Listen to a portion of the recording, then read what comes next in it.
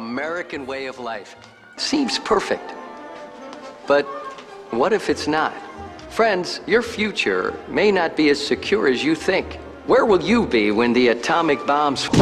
So it's been about a month since the Fallout show came out and proved to us all that video game adaptations don't have to be complete trash. Besides having us all collectively simping for the show's lead, the creators did such a great job at immersing us into the post-nuclear, apocalyptic world of Fallout. By the time I had finished, I just couldn't get enough. That 1940s Cold War aesthetic infused with the somehow advanced yet primitive nuclear power technology just really does it for me. So I decided to hop back into a Fallout game, but this time, instead of hopping into Fallout 3 to blow up Megaton and explore a destroyed Washington, D.C., losing all my money gambling in Fallout New Vegas, or installing a mod that lets me kill Preston Garvey in Fallout 4, I've had word from a settlement asking for help.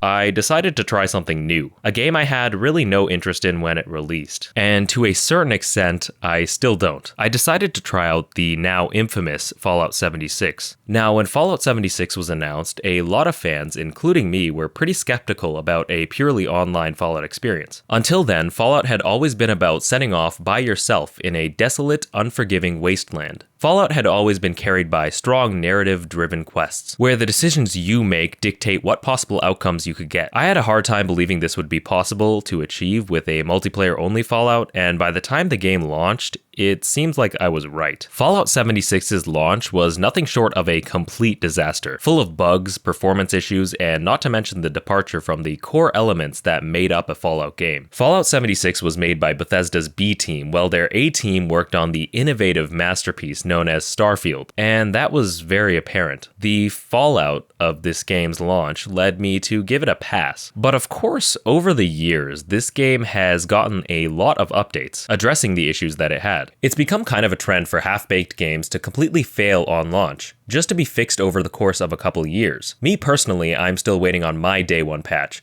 to address the chronic procrastination bug. Better yet, we need some better graphics out here, man. I'm out here looking like an ogre. God damn, I wrote that?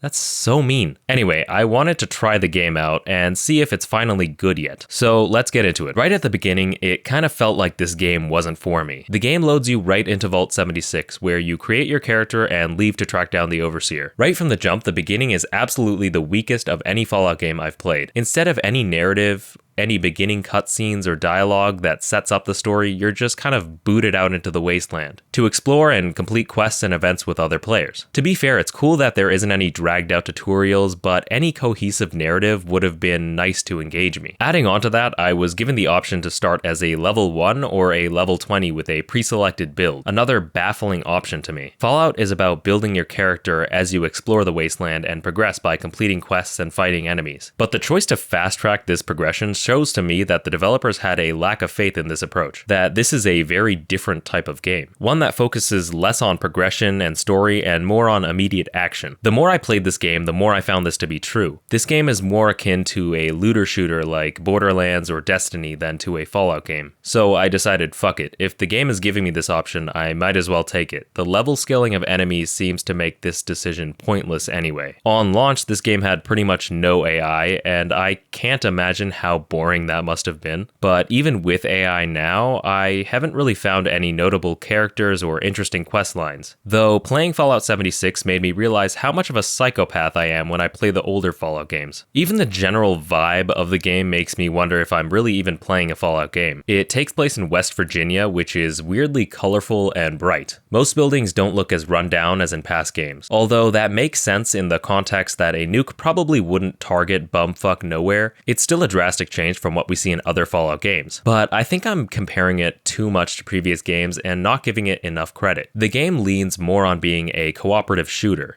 and completing random events with other players can be incredibly fun. The most fun I had playing this game was fighting off a random alien invasion with a bunch of random strangers. What that really had to do with any objectives or quest lines, I have no idea, but it was fun as hell. The whole live event system is a really cool way for players to stay engaged in the world of Fallout 76. Events are essentially a randomly generated challenge where players can join up to complete together for rewards like XP and equipment. Fallout 4 had the amazing settlement system that let you build out and grow your very own settlement in the wasteland. building things like water pumps, farms, buildings, and defensive turrets for your settlers to enjoy. While this system was cool, it was one that I didn't really interact with because other than it being fun to build your own settlement, there really wasn't much benefit to doing it. As such, on most playthroughs, it just feels like a waste of time, unfortunately. Fallout 76, however, has its own base system, and it's a lot more in-depth than what Fallout 4 offered. I gotta be honest, I wasn't expecting to like Fallout 76 when I started to play it, but the more I play it, the more I realize it's not trying to be Fallout at all. Most of what I like about Fallout 76, the interaction between other players, the base system, and events, are completely different from all the previous Fallout games. Bethesda had to add quests and NPCs to this game retroactively in an update,